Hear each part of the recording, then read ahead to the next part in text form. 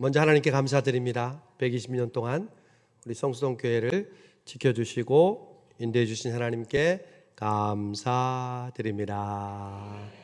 또 오늘 원로 목사님, 사모님 함께 방문해 주셔서 어버이 주일로 또 하나님께 감사하며 예배드리게 하신 것 감사합니다. 1993년도에 지금으로부터 오래된 거의 40년 전의 얘기인데, 진도에서 대전으로 팔려갔던 5살짜리 진돗개 이름이 백구예요. 백구가 300km가 넘는 거리를 달려서 진도로 다시 돌아옵니다. 이 백구는 7개월 만에 뼈와 가죽만 남은 앙상한 몰골로 주인 할머니 집으로 돌아옵니다. 또 이 백구가 나중에 광고의 주인공이 되기도 하죠. 그 일은 당시 많은 사람에게 충격과 감동을 주었습니다. 동물이 자신이 살던 서식지나 산란했던 곳에서 멀리 떠났다가 다시 그 장소로 돌아오는 성질을 귀소 본능 혹은 회귀 본능이라고 합니다. 특별히 연어가 대표적인 동물이죠. 연어는 하천에서 태어나서 바다로 떠났다가 3, 4년 만에 다시 자신이 태어난 민물, 강으로 돌아옵니다. 거리로 따지면 2만 킬로미터나 된다고 합니다. 여러분, 그런데 연어뿐일까요? 동물뿐일까요? 사람도 마찬가지입니다. 하나님이 사람을 창조하실 때 사람의 마음속에 하나님 없이는 채워줄 수 없는 영혼의 빈자리, 영혼의 고향을 만드셨습니다. 그래서 사람은 끊임없이 본능적으로 하나님께로 돌아가고자 하는 마음이 있습니다. 이를 저는 영혼의 회귀 본능이라고 얘기하고 싶습니다. 사실 오늘 여러분이 주일이 됐으니까 내가 교회 가야지 라고 의지로 온 것이 아니라, 여러분에게는 아버지께 예배하고자 하는, 아버지께로 돌아오고자 하는 그 본능에 따라, 그 아름다운 영혼의 본능에 따라 이 자리에 함께 예배드리고 있는 줄로 믿습니다. 그런 의미에서 오늘 말씀은 아버지의 품으로 돌아오는 한 인간의 이야기입니다. 돌아온 탕자라고 알려진 이 예수님의 비유를 통해서 창립 120주년 우리 성수동 교회 가정의 달 어버이 주일을 맞은 우리에게 주시는 하나님의 음성으로 듣고자 합니다. 여러분, 오늘 우리가 읽은 누가복음 15장 잃어버린 아들의 비유는 한마디로 복음입니다. 복음은 하나님의 능력이 됩니다. 복음을 듣고 믿을 때 하나님의 자녀가 되는 권세를 얻습니다. 그런데 우리가 착각하는 게 있어요. 이 복음이 믿지 않는 자들에게 전도할 때만 사용되는 것으로 우리가 착각합니다. 물론 믿지 않는 자들에게 복음은 하나님의 능력이 되며 땅끝까지 주의 복음을 증거해야 합니다. 그러나 구원을 얻은 우리에게도 여전히 복음은 우리에게 하나님의 능력이 됨을 믿습니다. 그래서 로마서 1장은 복음은 모든 믿는 자에게 하나님의 능력이 된다고 말씀하십니다. 그러므로 창립 120주년을 맞아, 또 가정의 달 어버이 주일을 맞아 우리의 가정에게 주시는 하나님의 선물은 복음인 줄로 믿습니다. 누가복음에는 3개의 비유가 나옵니다. 잃은 양 비유, 잃은 드라크마 비유, 그리고 우리가 읽은 잃은 아들 비유입니다. 그런데 예수님이 이 비유를 말씀하게 된 이유와 배경이 누가복음 15장 첫 절에 나옵니다. 특별히 이 이야기를 하는 대상을 지목해서 누가는 이렇게 이야기합니다. 모든 세리와 죄인들이 말씀을 들으러 가까이 나오니 바리새인과 서기관들이 수군거려 이르되 이 사람이 죄인을 영접하고 음식을 같이 먹는다 하더라. 예수님 당시에 종교 지도자 역할을 했던 바리새인과 서기관들은 자신들만이 신앙의 모범이요, 그리고 절대 기준으로 생각하고 백성들을 그렇게 가르쳤습니다. 자기들이 제일 율법을 잘 지키고 하나님을 잘 믿는다는 거죠. 그래서 스스로를 구별했습니다. 이방인 사마리아인은 기본적으로 상종하지 않았고요. 같은 유대인이어도 세리, 창기, 부정한 질병을 가진 환자들을 벌레 보듯 멀리 했습니다. 그러나 예수님은 그런 사람들을 오히려 가까이 하셨습니다.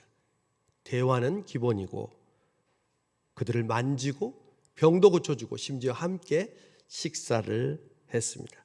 그러니 얼마나 예수가 미웠겠습니까? 그래서 예수님을 헐뜯고 비난합니다. 어떻게 죄인들을 그렇게 가까이 하고 음식을 같이 먹느냐고 말이죠. 그러자 그 비난하는 바리새인과 서기관들이 들으라고 하신 말씀이 바로 오늘 누가복음 15장의 말씀이라는 것입니다. 오늘 아버지와 두 아들이 비유에 맨 먼저 등장하는 주인공, 역시 아버지와 둘째 아들이 맨 먼저 나와서 이야기를 이끌어 갑니다. 아버지 아들이 대화를 나누는데 둘 다 표정이 아주 심각합니다. 아버지, 저에게 돌아올 유산을 미리 주십시오. 아니, 아버지가 멀쩡하게 살아있는데 아버지에게 유산을 달라니요? 말도 안 되는 소리입니다. 그런 행동은 망나니들이나 하는 짓이죠. 우리나라로 그렇지만 북의 사회, 유대 사회에서는요, 아버지가 죽기 전에 재산을 요구하는 건 상상도 할 수 없는 일이었습니다. 물론 아버지가 죽기 전에 유산을 주는 경우도 가끔 있었습니다. 아버지가 중병에 걸렸거나 가정에 아주 피치 못할 사정이 있을 때였습니다. 그러나 그런 경우도 아버지가 세상을 떠날 때까지는 자신의 재산권을 주장할 수가 없었습니다. 아버지가 세상을 떠날 때까지 무조건 자식은 기다려야 했습니다. 그러나 막내는 기어코 생떼를 써서 아버지의 유산을 받아냅니다. 더 기가 찼던 건 받은 유산을 급하게 처분했다는 것입니다. 성경은 며칠이 안 돼요. 그 유산을 받고 재물을 다 모아서 타국으로 떠났다고 기록하고 있습니다. 목축 유목민이었던 그 당시 유대인들의 재산은 땅이고 그리고 그들의 가축이었죠. 그 땅과 가축을 가지고 타향으로 갈 수가 없죠. 그래서 이 아들은 급히 유산을 처분합니다. 그리고 그 과정에서 순식간에 동네에 모든 소문이 퍼지게 됩니다. 동네 사람들이 수군거립니다. 존경받던 아버지와 집안은 이 망나니 아들 하나 때문에 온 마을에 수치와 망신거리가 됩니다. 신명기에는 이렇게 부모에게 불순종하는 자식을 어떻게 하라고 했을까요? 잘 들어보십시오. 그의 부모가 그를 끌고 성문에 이르러 그 성읍 장로들에게 나아가서 그 성읍의 모든 사람들이 그를 돌로 쳐 죽일지니 이같이 내가 너희 중에서 악을 제하라. 아멘 하는 분은 한 분도 없습니다. 왜냐? 이대로 하면 우리 중에 살아남을 분이 어디 있으며 우리의 자녀들은 어떻게 살아남겠습니까? 예수님이 오셔서 참 감사합니다. 그러나 중요한 것은요, 성경은 10계명에서도 제일 먼저 사람과의 관계에서 제5계명이 무엇입니까? 내 부모를 공경하라. 제7계명은 뭐죠? 7계명을 범했다고 그러는 사람들 흥분하죠. 간음하지 말라. 그런데 7계명보다 상위의 개념이 바로 내 부모를 공경하라고.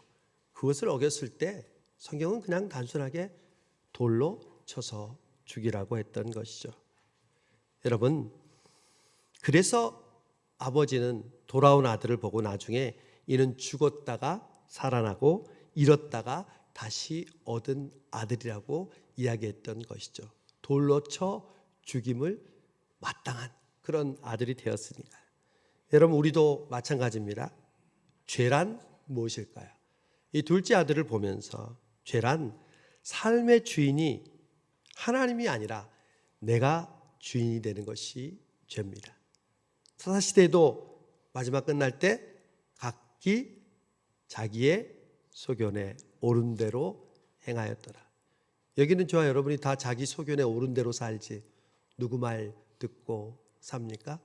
내가 살아왔던 경험, 판단, 지식, 내 결심을 따라서 살고 있죠.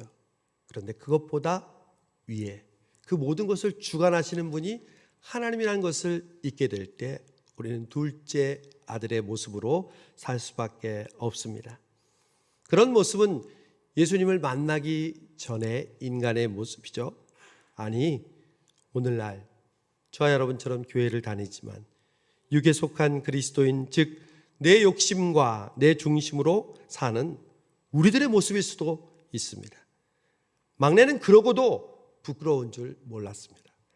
여러분, 죄의 가장 심각성은요, 그 죄 자체가 아닙니다.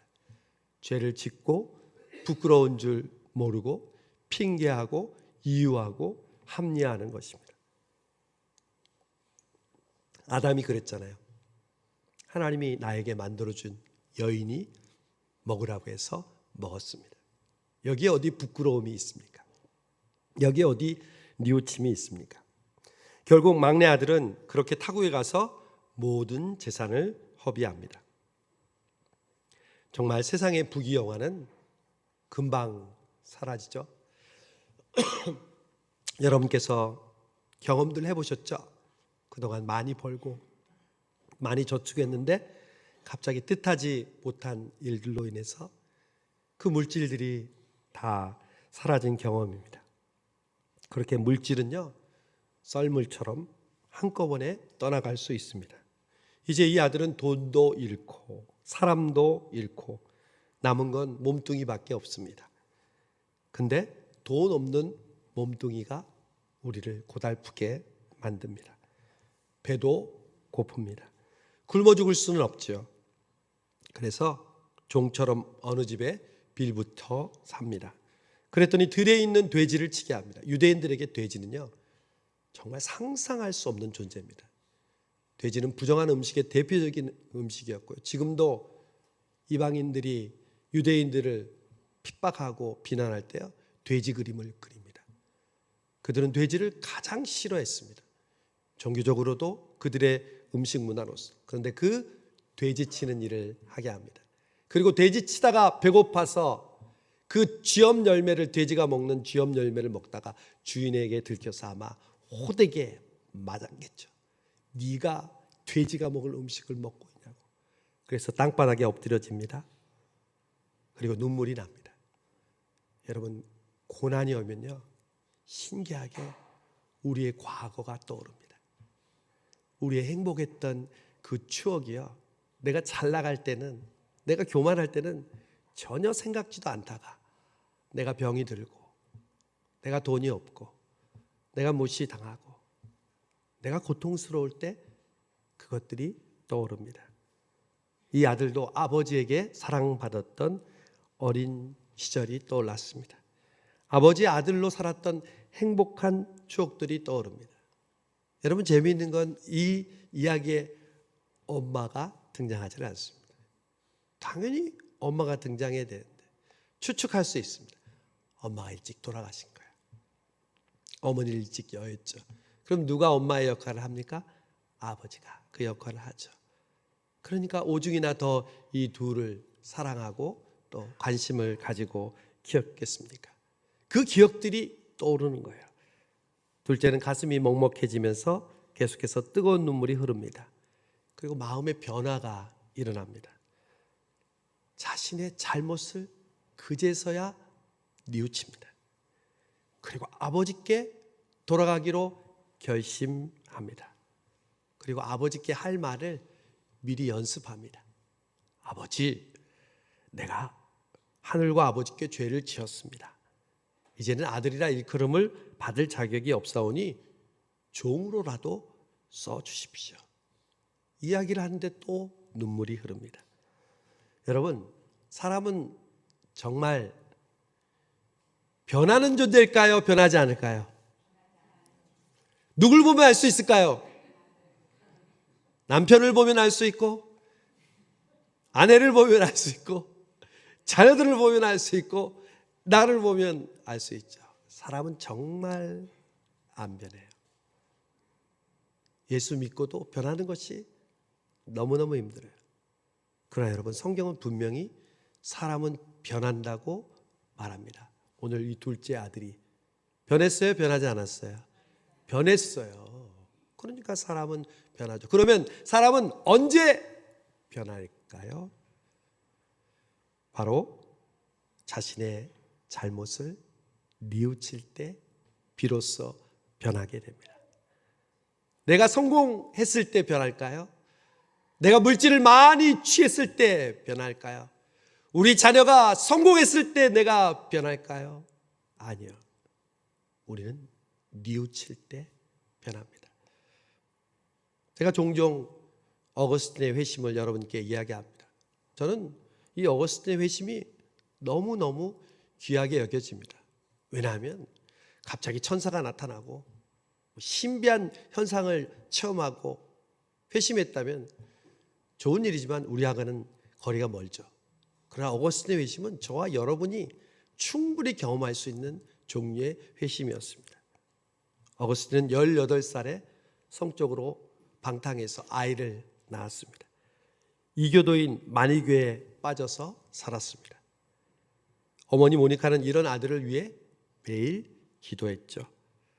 그런 어거스틴은 차츰 삶의 회의를 가지게 됩니다. 그리고 로마에 도착합니다. 그리고 거기서 교부 암브로시우스를 만나서 신앙적인 또 지도를 받습니다. 그는 늘 괴로워했습니다. 나는 왜 이 추한 죄를 청산하지 못하는가? 나는 왜 이렇게 변하지 않는가?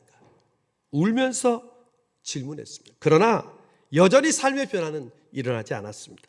그런 어느 날 집 근처에서 아이들의 노랫소리가 들렸습니다. 마치 우리 어린 시절에 두꺼 봐 뭐하니 여우야 여우야 뭐하니 하는 것처럼 돌레레게 이 말은 들고 읽으라, 들고 읽으라는 말이었습니다. 어거스틴은 평생에 이런 노래를 들어본 적이 없었습니다. 그러나 그 노래를 듣고 있던 어거스틴은 그 자리에서 벌떡 일어났습니다. 들고 읽으라고? 그제서야 자기의 친구가 주었던 성경을 펴서 말씀을 읽으라는 하나님의 명령처럼 느껴졌습니다. 그래서 자신이 성경책을 펴서 눈이 처음 닿는 곳을 읽었습니다. 로마서의 말씀이었습니다. 방탕과 술 취하지 말며 음란과 호색하지 말며 쟁투와 시기하지 말고 오직 주 예수 그리스도로 옷 입고 정욕을 위하여 육신의 일을 도모하지 말라. 저는 신대원 시절 이 어거스틴의 고백록을 한 학기 들었습니다. 선한용 교수님이라는 분에게 들었는데 그 고백록 책을 아직까지 가지고 읽고 있습니다. 저의 최애 책 중에 하나입니다. 그런데 그때 그 순간을 어거스틴이 이렇게 고백록에 썼습니다. 나는 더 읽고 싶지가 않았습니다. 아니, 그럴 필요가 없었습니다. 내가 그 구절을 읽는 순간 확신의 빛이 밀물처럼 밀려오고 모든 의심이 사라진 것 같았습니다. 여러분, 창립 120주년을 맞는 성수동 교회 그리고 어버이 주일을 맞은 우리의 가정에게 주시는 하나님의 음성을 들으십시오. 여러분, 우리에게 지금 여러 가지 필요한 것이 있죠. 격려도 필요하고 칭찬도 필요하고 용기를 북돋는 일도 필요하죠. 그러나 우리에게 가장 필요한 것은요, 바로 회개입니다. 여러분, 회개는 부끄러운 일이 아닙니다. 약자가 하는 고백이 아닙니다. 오히려 용기 있는 자가 하는 것이 회개입니다. 제가 성령님은 별명이 있다고 그랬죠. 성령님의 별명은 담대하게 하시는 영입니다. 성령 충만할 때 우리는 담대하게 되는 것이죠. 회개는 성령 충만한 사람이 합니다. 즉 다시 말하면 담대한 사람만이 할 수 있는 것이 회개입니다. 행동입니다. 회개는 가장 아름답고 용기 있는 행동입니다. 회개는 하나님을 생각하고 나의 모습을 돌아보면 누구나 당연히 자연스럽게 하는 고백입니다. 어떤 남편은 이제까지 살면서 아내에게 한 번도 하지 못한 말이 있다고 했습니다. 사랑합니다가 아닙니다. 당신이 최고야가 아닙니다. 미안하다는 말입니다. 자존심이 상하니까요. 우리 유교 집안에서 가장의 삶을 살았던 남자들이 아내에게, 아이들에게 미안하다는 말을 해요? 들을 수 없는 말이죠. 여러분, 그러나 미안하다는 말 하나 가족에게 못하면서 어떻게 하나님께 죄송합니다, 제가 죄인입니다 라고 말할 수 있을까요? 어떻게 다른 사람에게 용서를 구할 수 있을까요? 여러분, 미안하다는 말을 가장 먼저 해야 될 사람은 남편들, 아버지입니다. 여러분의 가정이 변화되는 것은 이 한마디로부터 시작됩니다. 여러분의 아내에게 진심으로 여보 미안해. 그러면 뭐가 미안해? 그때 또 마음이 여러분 흥분해가지고 안 미안해 이러면 대화가 끊기는 거죠. 내가 그때 그렇게 해서 미안해. 내가 그때 그렇게 말해서 미안해. 그러면 아내는 어떻게 해야 돼요? 맞지, 미안하지, 내가 얼마나 힘들었는데. 그러면 대화가 또 끊깁니다. 그랬지, 나도 미안해 여보. 그때 내가 이렇게 했어야 되는데. 여러분의 자녀들에게도 마찬가지예요. 여러분의 자녀들이 언제 변할까요? 여러분이 잔소리할 때 변합니까? 나처럼 신앙생활 하라고 신앙을 빗대어 여러분의 자녀들에게 훈계할 때 자녀들이 변하던가요? 물론 필요하죠. 기도하고 자녀들에게 믿음으로 양육하는 것. 그러나 그들의 마음을 열기 위해서는요, 여러분이 자녀들에게 미안하다고 할 수 있어야 됩니다. 아들아, 아빠가 미안해. 딸아, 엄마가 미안해. 왜 우리는 자녀들을 통하여 우리의 숨겨진 보상 심리를 받으려 하고 자녀들을 세상 사람들의 자녀들과 비교하면서 왜 저 자녀는 이렇게 하는데 우리 자녀는 그러지 못할까? 내 욕구의 충족의 대상으로 생각합니까?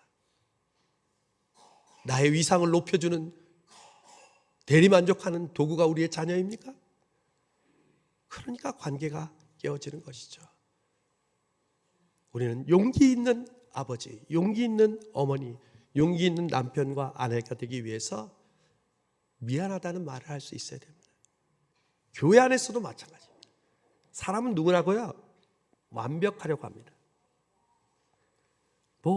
완벽한 성향을 많이 가진 사람이라야 그런 게 아니라 누구나 마찬가지입니다. 다른 사람에게 욕 듣는 거 싫어합니다. 다른 사람에게 오해받을 짓 안 하려고 합니다. 그래서 더더욱 우리는 사과를 못합니다. 사랑하는 부모 여러분, 여러분 결혼할 때 부모 교육을 받았습니까? 여러분은 아이를 낳을 때 아이는 이렇게 교육한다고 누가 가르쳐 줬습니까? 우리는 배우지도 않은 부모를, 배우지도 않은 남편과 아내의 역할을 그래서 실수합니다. 서로에게 상처를 줍니다. 여러분, 아브라함과 이삭과 야곱과 요셉을 보십시오. 그들의 가정은 엮이는 가정이라고 제가 말씀드렸잖아요. 편애하고 동생을 팔고 며느리와 상관하고 이런 아침 드라마 같은 가정 속에서도 하나님의 구원의 역사는 이루어졌던 것. 하나님이 그들을 긍휼히 여기시고 그들이 그들의 잘못을 뉘우쳤기 때문입니다. 여러분, 이 120주년 우리가 하나님께서 하나님 죄송합니다. 하나님은 우리가 120년 동안 지켜주셨는데 우리는 하나님을 그렇게 지키지 못했네요. 담임 목사인 제가 여러분에게 공식적으로 고백합니다. 여러분 죄송합니다. 제가 여러분들을 위해서 더욱더 목회를 열심히 하고 한 영혼 한 영혼을 소중히 여기고 주님의 마음으로 돌봐야 되는데 그러지 못해서 죄송합니다. 립서비스가 아니라 저의 진심입니다. 여러분들도 여러분 주변의 가족들과 사람들에게 여러분의 마음을 뉘우치고 고백할 때 이미 이 둘째 아들은요, 거기서 끝이 났습니다. 나중에 아버지가 와서 신발을 신기고 잔치를 벌이기 전에 이미 뉘우쳤을 때 그의 인생은 끝이 났습니다. 여러분, 이 뉘우침과 회개의 역사가 120주년을 맞는 성수성교회와 우리의 각 가정에 넘치기를 축복합니다. 이제 둘째 아들이 아버지께로 미안한 마음을 가지고 돌아옵니다. 오래전 집을 떠나는 바로 그날 어떤 대화를 했을까요? 아들아, 언제라도 돌아오거라.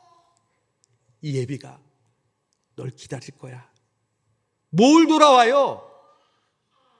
기다릴 필요 없어요. 이놈의 지긋지긋한 집구석 절대 안 돌아와요. 내가 돌아오면 손에 장을 지니까.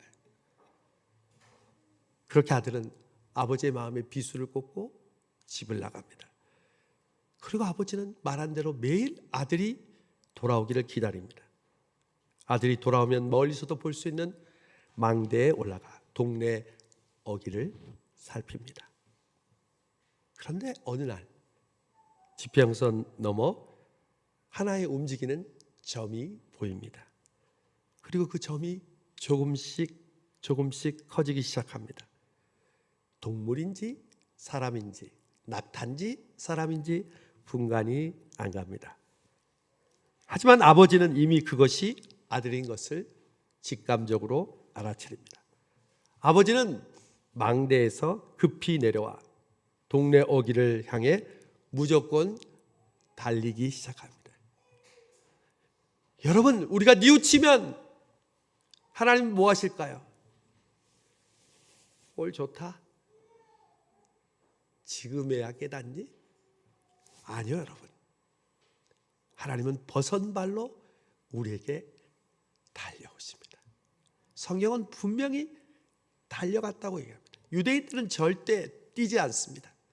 양반들이 도포를 입고 뜁니까? 가마 타고 가고 말 타고 가죠. 그 당시 유대인들의 옷은 또 통으로 된 옷이잖아요. 남자가 치마를 입고 뛴다고 생각하십시오. 얼마나 부자연스럽고 사람들이 그걸 보고 놀리겠습니까? 그러나 아버지는 상관이 없었습니다. 아버지가 주인이 뛰어나니까 종들이 함께 뛰어갑니다. 그리고 아버지가 아들에게 달려가 목을 안고 그리고 양보를 잡고 입을 맞추면서 이렇게 이야기합니다. 이름을 불렀겠죠. 이제 아버지에게 이 아들은 예행 연습한 그 멘트를 합니다. 아버지, 제가 하늘과 아버지께 죄를 지었습니다. 저는 감히 아버지의 아들이라 일컬음을 받을 자격이 없습니다. 다만 이야기가 끝나기 전에 아버지는 종들에게 이릅니다. 얘들아, 가장 좋은 옷을 내 아들에게 입혀줘라. 그리고 반지, 우리 가문에 인장 반지를 끼워줘라. 신발도 가장 좋은 신발로 신겨줘야 된다. 그리고 살진 송아지를 잡고 마을 사람들에게 모두 알려라. 내 아들이 죽었다가 살아났고 내 아들을 잃었다가 다시 찾았다고 널리 알려라. 여러분, 아버지가 왜 옷을 입히고 신발을 신기고 반지를 끼우고 사람들에게 알리라고 했을까요? 여러분, 그 아들은 이미 낙인 찍혔어요. 가문을 더럽히고 배은망덕하고 버르장말이 없는 놈이라고 돌에 맞아 죽을 짓을 했죠. 여러분, 그때 하나님은 우리를 세상에 높여주시는 겁니다. 봐라! 니들이 욕하는 이가 바로 내 아들이야. 이렇게 회개하고 살아서 돌아왔어. 하나님은 얼마나 우리가 자랑스러운지 모릅니다. 여러분, 하나님이 우리가 여러분을 자랑스러워하는 존재라는 사실을 아십니까? 여러분의 자녀들이 뭐 공부를 잘해서 뭐가 잘나서 자랑스러운 것이 아니라 여러분의 자녀들만 보면 그냥 자랑하고 싶잖아요. 우리 손주들 가진 우리 할머니 할아버지들 보면 얼마나 사랑스러워하고 자랑스러워하는지 느껴지잖아요. 그게 피부치잖아요.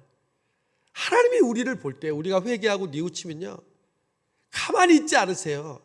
자기만 기쁜 게 아니라 모든 사람에게 자랑하고 싶으신 거예요. 우리 교회가 120주년이 됐는데 이 역사를 통해서뿐만 아니라 우리는 오늘 물어야 합니다. 성수동교회는 하나님이 자랑하고 싶은 교회인가? 김정한 목사는 하나님이 자랑하고 싶은 목사인가? 우리 성수동교회 성도들은 하나님이 자랑하고 싶은 성도인가? 저는 모르겠는데 여러분은 하나님이 자랑하고 싶은 성도인 줄 저는 느껴요. 한 분 한 분이 소중한 분이니까요. 여러분, 그런데 이 기쁨과 이 놀라운 감격에 찬물을 끼얹는 사람이 등장합니다. 바로 둘째 아들입니다. 여러분, 이 둘째 아들은요, 우리가 사실 잘 신경 쓰지 않습니다. 그냥 동생을 향해서 심통 부리는 사람으로 생각합니다. 워낙 둘째 아들과 아버지의 스토리가 강력해서요, 여기서 이야기가 끝나도요, 우리는 눈물 콧물 다 흘리고 감격합니다. 그러나 이 큰아들은 매우 중요합니다. 이 비유에서 우리는 반드시 이 장남을 주목해야 합니다. 왜요? 예수님이 이 비유를 누구 때문에 했다고요? 누가 들으라고요? 바리새인과 서기관들이 들으라고. 사람들은 이야기를 듣고 첫째 아들이 바리새인과 서기관이라는 것을 누구나 알았습니다. 그러니까 그들이 기분이 나쁘고 예수님을 죽이려고 했죠. 첫째 아들은요, 사실은 나중에 동생을 심통 부린 게 아니라 처음부터 문제가 있었습니다. 우선 동생이 말도 안 되는 요구를 할 때 형이라면 어떻게 해야 되죠? 말렸어야죠. 물론 동생이 미웠겠죠. 평소에도 일도 안 하고 놀기만 하는 소위 말하는 문제아였으니까요. 동생이 그냥 차라리 눈앞에서 사라졌으면 좋겠다고 생각했겠죠. 그래도 형이잖아요. 형은 동생을 방관했습니다. 미워했습니다. 또 있습니다. 아버지가 유산을 나누어 줄 때 아버지가 동생만 주었을까요? 성경에 보니까 각각 그 유산을 나눠줬대요. 공평하게. 근데 형이 많이 받을까요? 동생이 많이 받을까요? 형이 최소한 2배예요. 유대에는. 그러니까 엄청난 유산을 동생이 받았는데 그의 2배를 받았으니까 이 형은 얼마나 부자예요. 그런데도 이 형은요, 오직 관심이 자기 아버지를 위해서 열심히 일하고 있다는 것, 다른 사람에게, 특별히 아버지에게 인정받기를 원하는 것만 몰두해 있었습니다. 그 큰형은요, 아버지의 마음을 도저히 헤아리지 못했습니다. 여러분, 우리도 어쩌면 장남과 같은 존재가 아닐까요? 우리는 주일날 예배를 빠지지 않습니다. 또 봉사면 봉사, 또 남들보다 성실하게 신앙생활합니다. 그러나 정작 하나님의 마음을 헤아리지 못할 때가 많습니다. 하나님이 지금 뭘 원하시는지, 하나님이 뭘 기뻐하시는지 관심이 없어요. 그냥 내 마음과 내 생각과 내 욕심에 이끌려서 내가 인정받고 우리 가정이 잘 되고 우리 자녀들이 잘 되는 일에만 몰두합니다. 그러니 교회 생활에 항상 기쁨이 있어야 되는데 기쁨이 없어요. 예배와 봉사에 감동이 없어요. 은혜로 채워져야 할 그 자리에 조금만 내 마음에 들지 않아도 불평과 원망이 찾아옵니다. 누가 칭찬해 주기를 바라고 인정해 주는데 민감합니다. 남이 칭찬받고 내가 열심히 했는데 나는 아무렇게나 관심도 없고 그 사람은 칭찬할 때 내 마음이 뒤틀립니다. 그리고 조금만 서운할 일이 있게 되면 나는 이렇게 열심히 일했는데 왜 당신은 나에게 칭찬은 못할 망정 나를 이렇게 비난하냐고 울컥합니다. 여러분, 그 큰 아들의 모습이 저와 여러분의 모습이 아닐까요? 근데 그 큰 아들을 아버지가 어떻게 대해요? 야 이놈아! 어떻게 이 아버지의 마음도 모르고 네가 장남이라는 것이, 네가 그래가지고 어떻게 이 가문을 이어갈래? 아니요. 아버지는 큰 아들을 끝까지 설득합니다. 아들아, 너 왜 그래? 내가 있는 것은 다 네 것이잖아. 그리고 네 아들은 죽었다가 살아났는데 네 동생이 이렇게 해주는 것이 마땅하지 않니?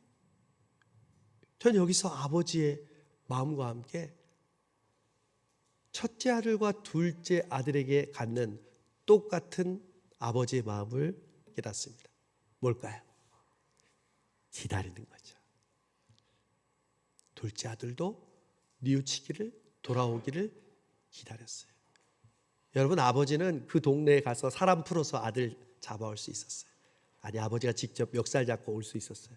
그러면 아들은 변하지 않아요. 마음이 아프고 다른 사람들이 욕해도 내 아들이 변하는 방법이 그 길이라면 그 아들이 떠나도록 용납하는 거죠. 왜? 돌아올 줄 믿고 있으니까. 첫째 아들도 마찬가지예요. 자기 동생을 이해하지 못하고 심퉁 부리는 이 아들을, 야, 네 거는 다 이제 내 거는 네 거가 될 거잖아. 저 동생은 죽었다가 살았잖아 하면서 설득하시면서 기다리신 하나님. 여러분, 120년 동안 하나님은 우리 성수동교회를 기다리신 줄로 믿습니다. 여러분을 지금까지 살면서 기다리고 계세요. 언제까지? 우리가 뉘우치고 아버지의 마음을 알 때까지. 자식이 부모가 되면 부모의 마음을 안다고 하잖아요. 그렇다면 우리는 언제 아버지의 마음을 알아요? 언제 하나님의 마음을 알 거예요? 언제 철이 들 거예요? 그런데 하나님은 그런 우리를 기다리고 계신다는 거죠. 하나님이 여러분의 가정을 기다리고 계신 줄로 믿습니다. 여러분의 손 들고 기도하는 그 기도를 하나님께서 기다리고 계십니다. 하나님은 기다리고 기다리는 분입니다. 이 예배는 그래서 기다림과 기다림의 만남입니다. 우리는 하나님을 기다렸고 우리보다 먼저 하나님은 우리를 기다리고 계셔서 그 기다림과 기다림이 만나는 곳에 예배와 하나님의 역사가 일어난 줄로 믿습니다. 창립 120주년을 맞았습니다. 정말 하나님께서 120년 동안 이 교회를 여기까지 지켜주셨다는 것은 기적과도 같은 일입니다.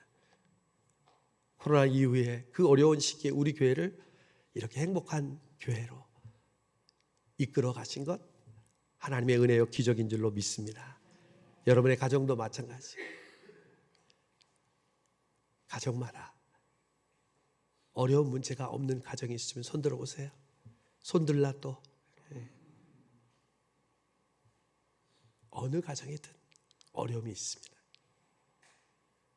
어느 사람이든 그 아픔과 고통을 품고 삽니다. 심지어 아브라함과 야곱과 이삭과 요셉도 그랬는데 하나님이 우리 가정을 기다리고 계십니다. 우리는 아버지의 마음을 깨달으면 됩니다. 뉘우치면 됩니다. 그때 하나님께서 우리 교회를 새로운 역사를 쓰게 하시고 여러분의 가정을 그 아버지의 마음으로 사랑하는 그 마음으로 우리를 사랑하실 때 우리가 간절히 바라는 그 기도의 제목을 가장 아름답게 이루어주시는 여러분의 가정 될 줄로 믿습니다.